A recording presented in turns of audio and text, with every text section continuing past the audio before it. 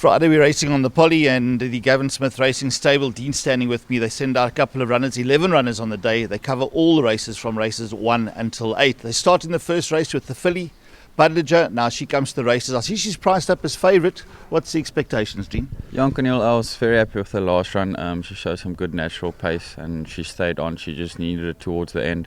It's not the strongest of fields. She's doing really well back at home and she should be a big runner on Friday.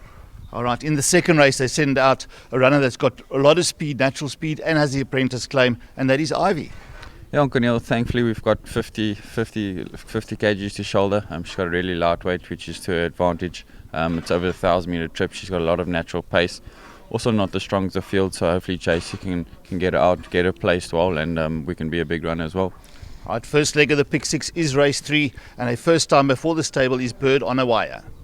Yeah, Uncle Neil, she's not doing too bad at home. She's a filly that can be on her toes and she should be doing her best work late. I feel she should love the 1400 Poly.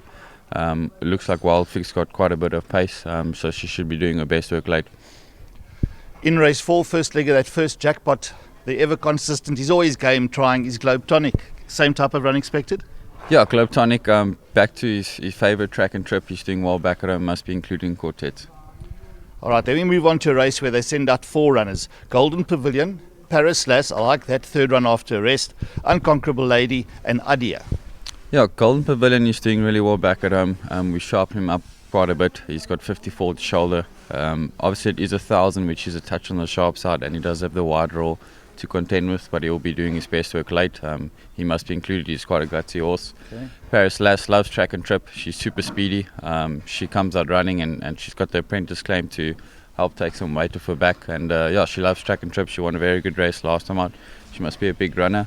Ardea also enjoys track and trip. He's got 52 to shoulder. Last time was a 1,000-metre turf with the headwind.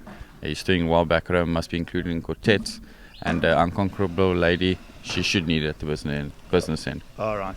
Now we move on to the interesting runners for me for the stable on the day in race 6. Sweet Julia, unlucky. Peak Run, to me, massive runner. Yeah, Cornel, I agree. She's been very unlucky in her last 2. She's also got the wide draw to contend with again. But she ran on really well last time out, same sort of type of field, and yeah, she must be a huge runner. All right, now we've had a lot of interest from behind us with Family Power. Came to the Eastern Cape, won first time out, but now going on to the Poly.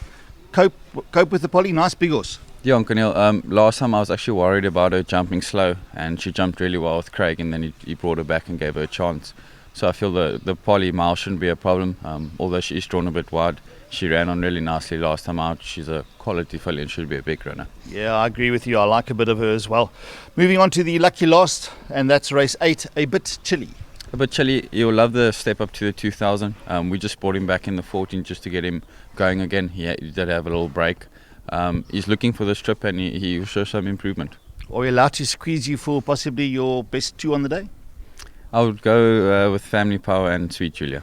All right, and I share that sentiment as well. That's Gavin Smith Racing.